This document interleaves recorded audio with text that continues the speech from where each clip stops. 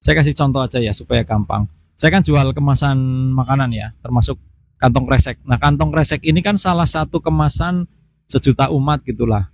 Di mana-mana orang pakai. Tapi teman-teman, 2 tahun pertama saya buka usaha ini, kantong kresek itu jarang sekali laku. Bahkan barang-barangnya sampai berdebu. Saya juga heran, kenapa banyak orang pakai kantong kresek tapi saya jualan susah banget, teman-teman.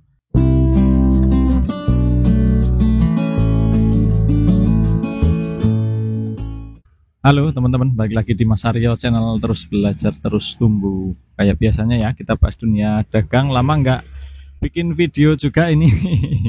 Kita ketemu lagi untuk bahas pertanyaan di atas ini, teman-teman ya. Teman-teman bisa baca cukup panjang, kita tampilin cukup lama aja ini. Nah, inti pertanyaan yang saya tangkap adalah teman kita ini lihat ada satu lokasi, dia pikir di situ potensial, lalu dia mau buka usaha tapi belum tahu mau buka usaha apa dan belum tahu kebutuhan orang-orang di situ itu apa saja gitu ya. Nah, teman-teman, kita sharing bareng-bareng. Kalau teman-teman bisa menjawab pertanyaan di sini ini, kalian juga boleh tulis di kolom komentar. Saya mau sedikit komentar bahwa kalau kita lihat satu tempat, kita pikir tempat itu potensial, artinya kita sudah tahu itu potensial buat usaha apa, berdasarkan apa. Kemudian kita udah langsung imajinasi kita terbangun ya, wah lokasinya begini, ini cocoknya buat ini nih gitu.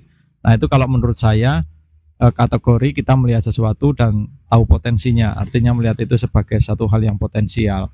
Tapi kalau kita lihat satu tempat kemudian kita merasa pingin buka usaha di situ, tapi bagusnya buat apa ya, orang di situ butuhnya apa ya, kalau menurut saya tempat itu belum masuk kategori potensial di mata kita. Itu kita baru punya angan-angan aja, baru punya keinginan untuk buka usaha, baru kepikiran gitu ya.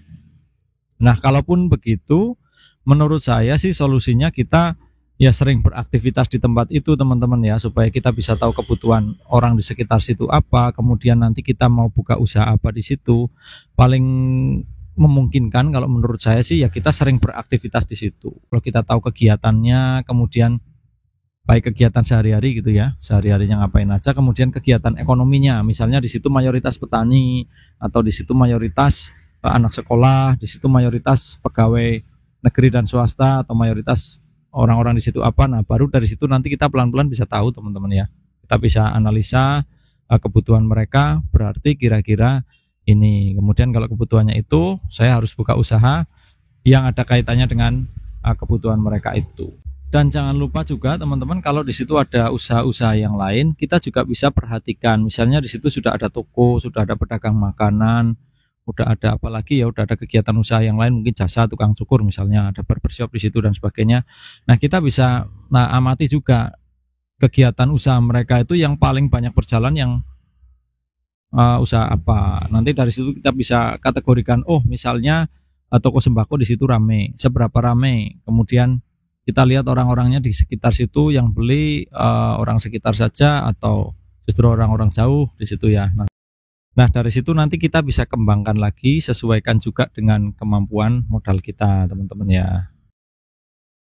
Nah, kalau soal menyediakan barang yang kira-kira dibutuhkan saja supaya nggak perlu menyediakan barang yang nggak laku, menurut saya teman-teman, ketika kita buka usaha pertama kali, kita belum tahu barang mana yang akan laku di tempat kita, mana yang tidak. Kadang juga ada barang yang di satu tempat laris, di tempat lain rame, di tempat kita kurang laku. Begitu juga sebaliknya, di tempat kita sangat rame, sangat laku, di tempat lain yang nggak jauh beda, tokonya mungkin selisih beberapa puluh meter, di sana nggak terlalu laku terjual juga bisa. Atau mungkin belum waktunya juga bisa, teman-teman. Saya kasih contoh aja ya supaya gampang. Saya kan jual kemasan makanan ya, termasuk kantong kresek. Nah, kantong kresek ini kan salah satu kemasan sejuta umat gitulah. Di mana-mana orang pakai, pedagang makanan pakai, pedagang baju pakai, semua orang kayaknya pakai kantong kresek. Tapi teman-teman, 2 tahun pertama saya buka usaha ini, kantong kresek itu jarang sekali laku. Bahkan barang-barangnya sampai berdebu. Saya juga heran, kenapa banyak orang pakai kantong kresek tapi saya jualan susah banget, teman-teman.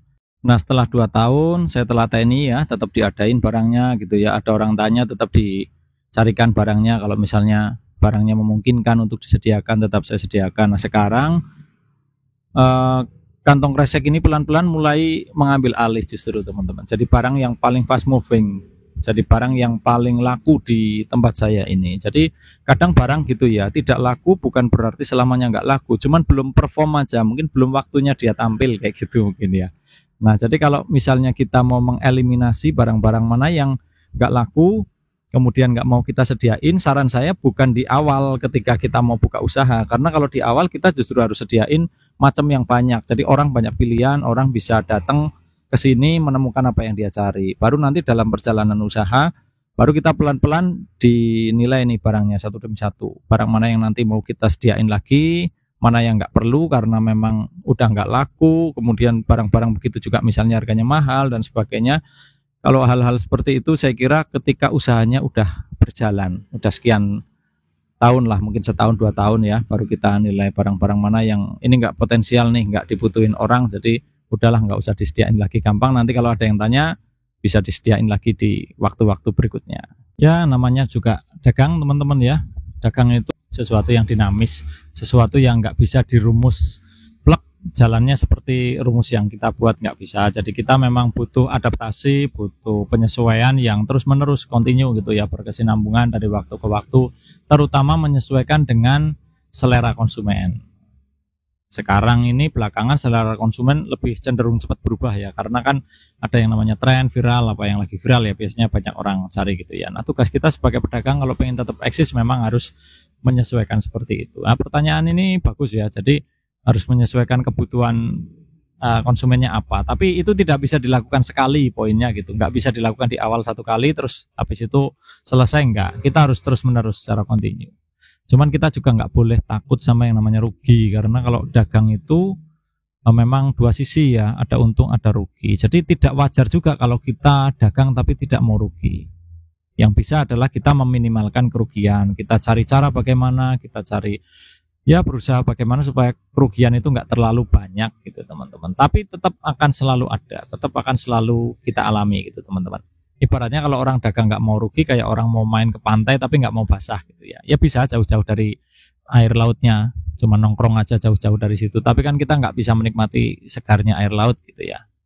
Nggak bisa main air laut, nggak bisa istilahnya kalau bahasa Jawanya itu kecean gitu ya. Kalau pengen kecean ya pasti ada resiko nanti bajunya basah, celananya basah gitu. Tinggal kita atur-atur aja jaraknya supaya nggak basah banget.